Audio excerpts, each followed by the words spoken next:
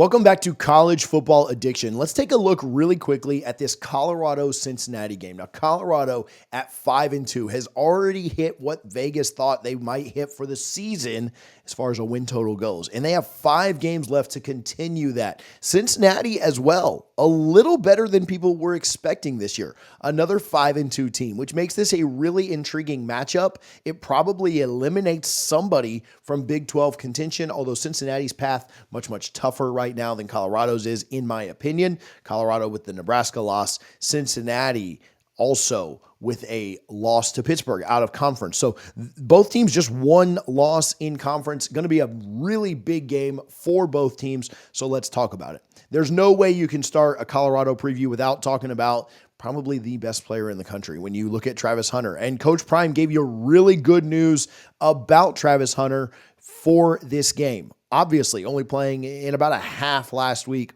And a big credit to Colorado for being able to not have to utilize him as much, not have to rely on him. They're a much more complete team. They're a much more solid team than they were last year. And they can get away with not having the best player on the field for a half, and even the half that he was on the field being pretty limited. Coach Prime talked about more pep in his step, feeling better, having a bigger production level expected, and contributing a lot more.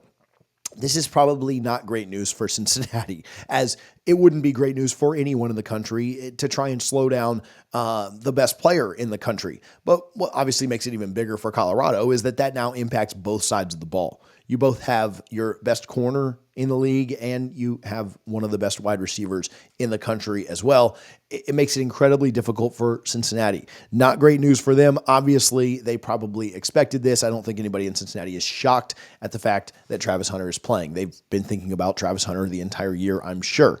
Cincinnati's had some good offensive numbers. They really have done a good job offensively. Defensively, not so good. We'll talk about that in a moment. But Sorsby has just under 2,000 yards, 13 touchdowns, only 4 picks. He's not just absolutely killing it from a touchdown perspective, but he is throwing for a lot of yards, and he's got a good touchdown to interception ratio. He's not turning the ball over a ton. Kiner, their running back, has almost 600 yards. For perspective, Colorado's running backs, certainly share the load a little bit more.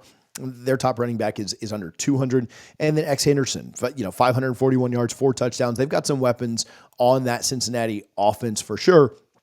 I don't think this will be an offense that you're super concerned with Colorado being able to slow down. Cincinnati scored 19 and 24 points the last 2 weeks. They've kind of barely squeaked by teams at times. They didn't play especially well against UCF. UCF really should have beaten them, but they've got their own host of issues going through several quarterbacks over the last few weeks. This is not a team that I think Colorado should give up a lot of points offensively to. We talked a ton in the offseason and on the primetime for college football about Colorado's defense stepping up and playing better, and boy, have they ever done that. They have been so much better than I think anyone, even the most optimistic Buffs fan, thought that they might be this year, and that's been the key to their success. Obviously, Shedeur and Travis and that incredible wide receiver core have been really good. But the defense stepping up this year, to me, has been the major difference. In second halves of games, they've been phenomenal. Really, the way that Coach Prime has challenged them to start games faster, which they certainly did against Arizona, has been really impressive. And it's what really gives Colorado a great chance to win not only this game, but the rest of their games, according to both Vegas and ESPN. When you look at Cincinnati, they've gotten to a 5-2 record, which is nothing to slouch at. But this is not a game that Colorado should really have any reason to lose. Cincinnati's record is 5-2, but they've really lost to all of the good teams that they've played. They lost to Pittsburgh, who is undefeated. They kept that game really close in week 2. They lost 28-27. Their wins are against Towson, Miami of Ohio, Houston, and UCF. They also beat Arizona State last week. Their losses to, again, Pittsburgh and Texas Tech. Right now, Cincinnati has the 90th toughest strength of schedule. So there are 134 teams in college football. At the FBS level, at this level of college football, Cincinnati's schedule is about the 90th toughest. Now, it's going to get a little tougher this week as they play a really good Colorado team, but they haven't really beaten anybody that's super impressive. They, have lost to some teams that are okay. Pittsburgh's a good team, but I don't really see Cincinnati as a major challenge. They're not very good defensively, which we'll talk about in just a moment. That is where I think Colorado is going to have the most success this weekend.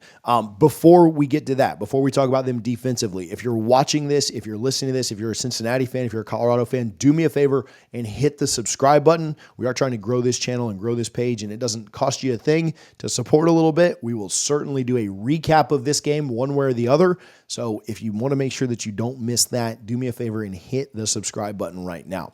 Now, some big news for Colorado off the field. Julian Lewis, five-star quarterback that is committed to USC, has been rumored to Colorado for visits, for commits, for flips, for this, that, and the other. A massive piece of news that he will be there in Boulder for this game. USC not having the year that I think a lot of people thought they might in their first year in the Big Ten. That could be something that plays into Colorado's advantage and Colorado's favor, and maybe with a big-time performance by Shedeur Sanders in a night game, although I don't like how late this game is, in a night game there in Boulder, I do think that this could be a big, big step in the right direction to getting Julian Lewis into Boulder. Is this the heir apparent? Is Julian Lewis, is Juju, is he the one that could take over for Shedeur and keep this train rolling there for the Buffs? All right. 155 yards rushing for Colorado last week. That's 2 touchdowns on the ground as well. Cincinnati gives up 167. That's bottom third in college football. They're 96th out of 134. We've talked a lot with Jay and others about Colorado getting that rushing game going. If they can get the rushing game going, again, 155 last week against Arizona. Cincinnati gives up more than 155 on average for the season. If Colorado can get the running game going, I think they'll have a really easy time scoring the ball and moving the ball against the Cincinnati defense that just hasn't been very good. They also give up a lot of passing yards. They're 89th out of 134 in passing yards given up per game. And so this is a game where I would really look to Colorado's offense to have a lot of success. I think Colorado can get up into the 30s in this game. The big question marks for me are, can the offensive line continue to hold up, which I suspect they will. I don't have a lot of concerns around that, but I do think that that's a big key to the game. Protect Shedeur. And 2, I need Shedeur to not make, he seems like the last few games he's made a boneheaded mistake here or there, and Coach Prime's called him out. Shedeur said he needs to be better. I get that. But the interception last week against Arizona, not a great decision, right? Just thinking you can fit the ball into a window. Your wide receivers are too good for you to need to be so perfect. Just get the ball to them when you can, and they'll do the rest. So, limiting mistakes, blocking on the offensive line, to me, those are the 2 keys to the game in this one. You're better than Cincinnati, Colorado is, and so you really shouldn't struggle here. But if you leave a team in it, if you don't get up for every game, last week I thought they responded well to the Kansas State loss by getting up and showing Arizona, hey, we're going to beat your heads in from play one, and they did that. Even in just recovering the onside kick, it felt like, okay, well, Arizona is desperate. You're going to go win this game.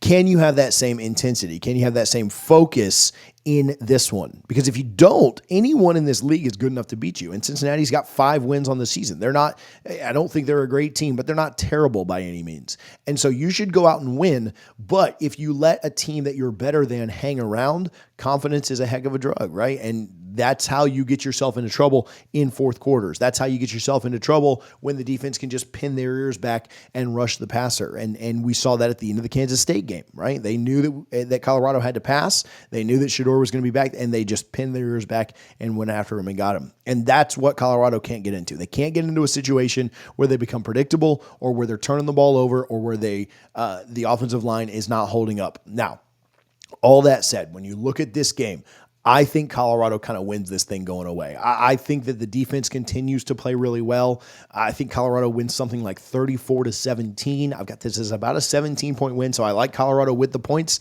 I like Colorado to cover the spread.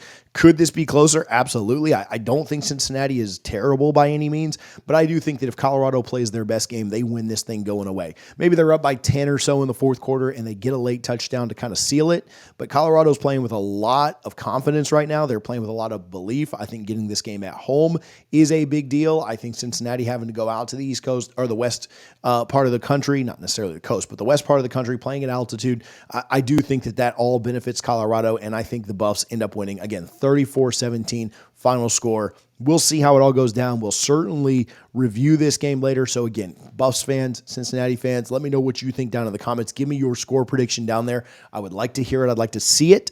And I will talk to you guys about this game afterward, probably on Sunday morning, because there ain't no way I'm staying up till 2 a.m. Eastern to do a recap. But let me know your thoughts. We'll talk about it on Sunday, and make sure you tune in for that, because we'll either be 6-2 for the Buffs or Cincinnati will be 6-2. Somebody will gain bowl eligibility in this game this weekend. That'll just be the first goal for both teams. I don't think either team is satisfied with that, but somebody's getting to a bowl after winning this one on Saturday night, early into the wee hours of Sunday morning. So make sure that you're tuned in. Make sure you're subscribed so we can talk to you about it on Sunday. I appreciate you guys for watching College Football Addiction.